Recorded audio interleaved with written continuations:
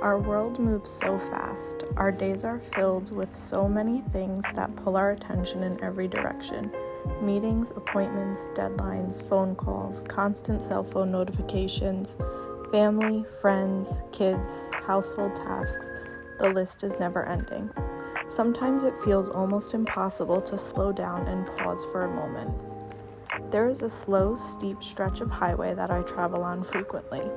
Every time I am on this stretch of the highway, my car feels like it is struggling and using so much power to make it up the hill. The engine keeps pushing and the car seems to be stuck between deciding which gear to be in. When this happens, I take my foot off the gas, slow down a bit, and let the car shift into a lower gear. I am then able to make it up the hill. Maybe a little slower than I had hoped for, but my engine isn't burnt out upon reaching the top of the hill.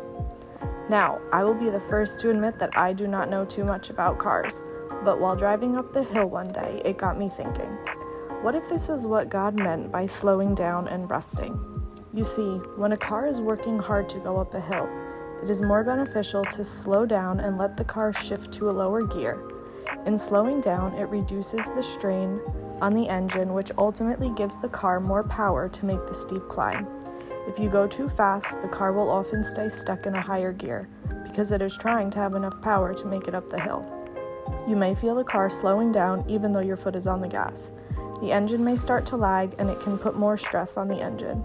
In slowing down to allow for the car to be in a lower gear, the car is able to make it up the hill with less strain on the engine. How many times does this happen in our lives? We are constantly busy filling our schedules, trying to accomplish so much. We may not always realize it, but this constant push that we put on ourselves causes us to become burnt out, stressed, irritable, agitated, and short-tempered, just to name a few. I have witnessed this in my own life. When I am too stressed with everything that is going on around me, I become short-tempered and irritable. The answer that I have found to this is sacred rest in God. God tells us to rest. It is not something optional for Him. It is one of His commandments to us. I never really understood this and the impact it can have on our lives until recently. Resting in God wasn't something I practiced in my life. Sure, I would go for daily walks. I have been known to sleep in later than I would have liked to on the weekends. I have found myself watching cooking shows on TV for hours, but none of these things ever truly gave me rest. What I have recently discovered is that true rest for our souls comes from God. He commands us to rest so that we can spend time with Him. He wants us to slow down from our busy schedules, drown out the noises and distractions of this world, and just focus on Him.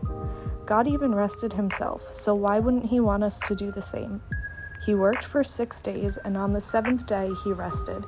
He set aside time to have sacred rest from all the work He had done.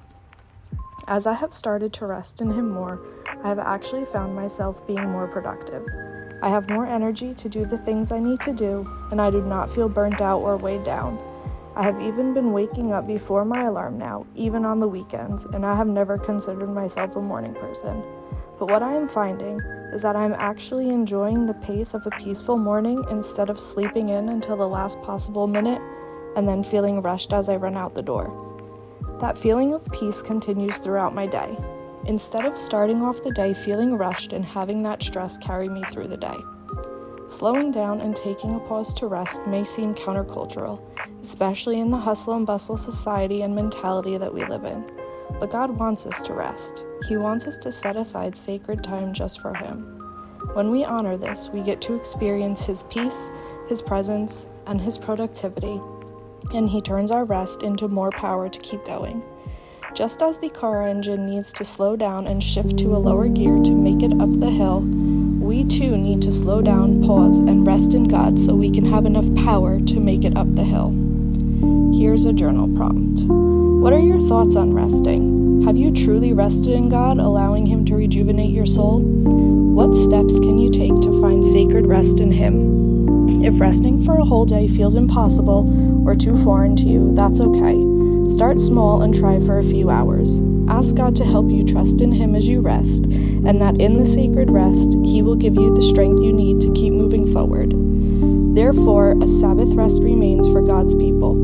For the person who has entered His rest has rested from his own works, just as God did from His. Let us then make every effort to enter rest, so that no one will fall into the same pattern of disobedience. Hebrews 4:9-11. Prayers and love always.